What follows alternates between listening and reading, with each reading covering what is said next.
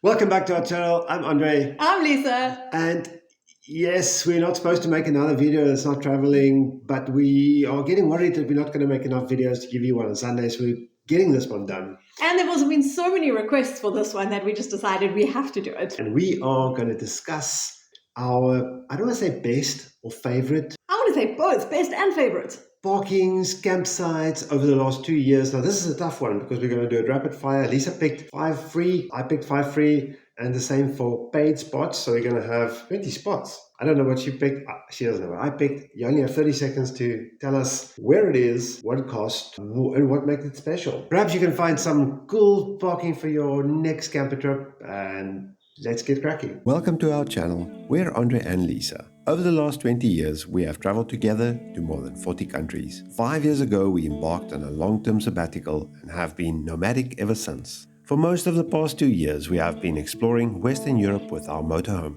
This year, we plan to make our way through Eastern Europe towards Denmark for summer. We'll be heading south for winter and just maybe make it to Morocco. So hit that subscribe button and join our adventure. We're going to start with the free spots and we're going to alternate. Okay. Should I go first or you going first? Okay, you can go first. Go. My first choice is Sanremo in Italy. We were there at the end of September and it was at the athletic fields there. Now this spot is no longer available, but it was free parking right along the coast on the water. You could walk and cycle into Sanremo and it was just such a beautiful spot for sunsets, stunning view, and to explore Sanremo. My first free spot is, in no particular order, Cloppo del Sura Magma Park. It was in Norway. We just diagnosed the problem with our brakes, but we managed to find ourselves in this spectacular spot between these massive rock boulders. It was just a parking spot. There was nothing there, but incredible. Well, then I'll roll on to my favorite one in Norway because I was torn between that one and the one that I picked was actually the Lauvik ferry parking lot. So right at the beginning of the Leysefort, it's an ordinary parking lot, but with those stunning views. And from there, you're able to explore Leysefort by boat trip. It wasn't anything spectacular as far as a parking spot is concerned, but the fact that you were right there and had this amazing view of With the sheep as neighbors. Incredible. I had that one. You had two in Norway. I had that one. Sold I've out. got it back up. So my next one will be it's called Christian Jensen Fay in Skagen. Yes. Christian Jensen Fay? Yes. So it was a little tucked away parking at the end of a little gravel road. It's actually officially marked parking, like not motorhome parking, but parking area where we spent a day or two, and it was right on the beach. We were lucky. The weather was incredible. There wasn't that many people around. It was just such a relaxed, incredible way to experience those fantastic beaches in northern Denmark. My Denmark pick was the very first stop that we had in Denmark, and that was on Mons Klint. And it was a parking area right on the field of a farm, and right next to it was also a little camping area. So at the camping area, there were public toilets, there was water available, even a nice little place to make a fire. And from there, you could cycle to see the geopark at Mons Klint. I will add quickly that going through this list was really hard. Very difficult. Picking 5, it's impossible. I could pick 20. So these are just the ones that stood out. Now my next one will be Saint Martin de Sanzay in France. I knew you were going to pick that one, so I left it for you. Yes. Beautiful little spot provided by the municipality, official motorhome stop. It's got all the services and with even electricity for free.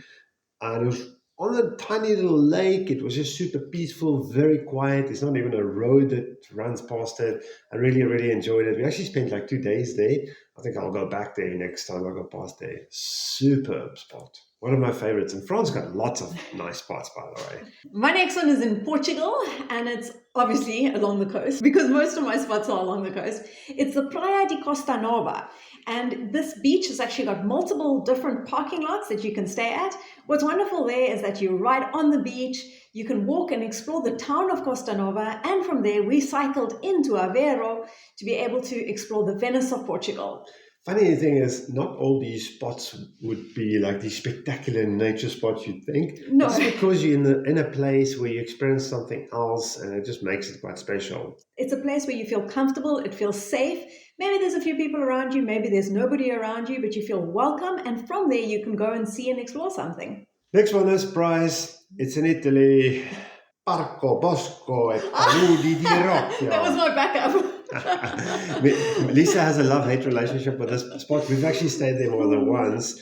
It's a little natural park just outside Lecce, and normally we alone there, and because we spend quite a lot of time in that part of Salento and Puglia. It's just one of those favorite little spots to go to with peaceful nature. And you get to do the park run there.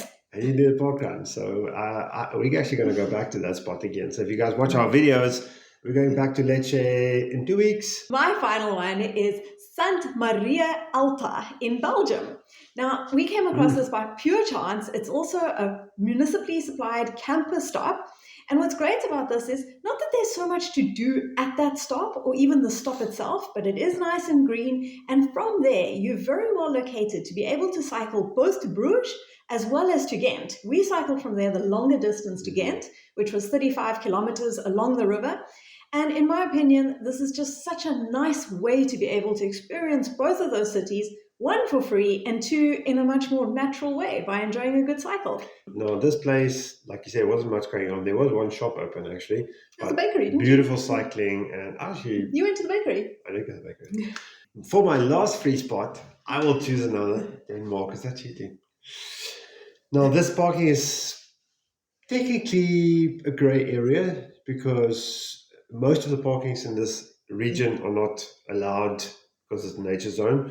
I wonder if this is going to be the same as what my backup was. It's called Lijnvigveer, and that's just north of Wiedersande in Denmark. Oh, no. We just met some friends there, and we had a nice one evening. Actually, we stayed there one evening, and it was just right in the middle of nature. We could hike across the dunes, see the beautiful ocean, and we cycled into Wiedersande the next morning and had some ice cream there. It was just a nice spot, and I just really appreciated that Atlantic side of Denmark coast. Does this wrap up on our free spots? I guess so. I had No, you can't say more. Let's move on to paid stops. Now, I think the price range is relatively low. If it's a favorite spot, you'll probably be surprised how cheap they get. My first one is in Portugal, and it involves something that I love, and that's bridges. In this case, it's an aqueduct. So this one is the Autocaravanas de Óbidos in Portugal, where you park. It's a very simple motorhome area, and you've got a view of the beautiful ancient aqueduct, and from there you walk under and along the aqueduct into the ancient walled city of Óbidos, where you can walk all the way around on the city walls. An incredible experience. It was something I didn't really expect, and that cost us €6 per night, including camper services. And we were there on the 23rd of March. I didn't have any Portugals because there were actually quite a lot. I had another one as well. No particular order. My first is Salins de la Palma, which is near Lugat in France. Slightly mixed feelings about this location because we had this incident with Amazon where our packages didn't arrive. But this is actually a camping car park spot, and it costs €11 for 24 hours, and it includes electricity and full services. It's a really nice spot, very spacious, actually demarcated. It's right on these salt farmy flat things, so you can just explore that area. There's a beautiful kite spot right there, and if 20 minutes further drive, there's actually an official one of the best kite spots in the south of France. Well, seeing as you didn't pick any in Portugal, I know I can go with my second one in Portugal. And this one is Algarve Camping Car Park, which is in Macau da Pera along the southern coast of Portugal. This is actually a little campsite, and it also only costs €6 per night, excluding electricity. You have the option of paying a euro or two more with electricity. It has toilet facilities, showers, it even has nice barbecue areas and a chill out area with chairs to relax. And from there, you can cycle down to the beautiful, beautiful beaches of the Algarve, as well as visit the nearby towns. Excellent value. It's actually a very nice spot. It's not a campsite, it's like a motorhome camp. Really enjoyed it. There's even laundry facilities there as well. My next spot, I'm going to throw you a curveball. This is how it works, because it doesn't have to be the best spot in nature overlooking a fjord. One of our best paid spots was Paris Camping Sandaia by Saint Lafitte. Now, why would I say there's a campsite in Paris? That's one of my favorites, but I'll tell you why. It's a resort campsite. It's got full facilities, the ablution blocks and showers and toilets, and it's just top notch. There were more than one pool, I think. It was just so nice. And get this, total cost was €16 a night. That Incredible. is using our Axi camping card. So top tip, if you are traveling around Europe and want to use campsites in the off season, make sure that you have an Axi camping card. The big advantage was it took us slightly out of Paris, so we didn't have a problem accidentally stumbling into the low emission zones. We were maybe about 15 minutes or 10 minutes walk from the closest train station. We bought a week pass, which cost about 25 euros, I think, per person for the week. We could take the train to Paris. It took about 20 minutes. And if you haven't seen our Paris video, be sure to watch that because it gave us a great way to explore Paris for a few days, take a rest, and then keep on exploring more without just getting overly tired. I'll link this. My next one's in Italy, and it's also one that we've gone back to for a second time. It's called Area Parcheggio Lido Novate, and it's right at the top of Lake Como. We were there in September 2021. It costs 10 euros per night. It's free from 8 p.m. to 8 a.m., but then you pay for the day. And it's right on the lake, so it's got beautiful views of the lake where you can go sup when the weather's great. And the one morning we even woke up to snow on the mountains. Out of season can be really nice. I think when the Lido's open, there can be some weekend party vibes. So just be aware if you head up there. But it is quite a nice spot. We have had some incidents there as well. This is where a truck reversed into us on our first week in our van. I know. Good times, eh? How the one way to start your motorhome traveling experience. Okay, seeing we're in Italy, I will bring an Italian one into, and this is also an old favorite. It's called Monbarcaro Camper Area Comunale, and it's in a small village called Monbarcaro, I would say, about an hour's drive from Cuneo. And it's a dedicated motorhome spot. We found this by pure chance in 2018. Now it costs 6 euros for 24 hours, and that even includes electricity. There's even Wi-Fi, which is pretty funky.